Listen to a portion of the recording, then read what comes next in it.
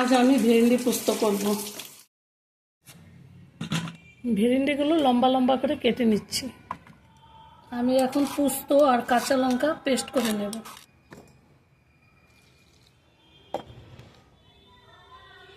একটু তেল দিয়ে দিচ্ছি, একটু কালো জিরা দিচ্ছি, ভেন্ডিগুলো দিয়ে দিচ্ছি,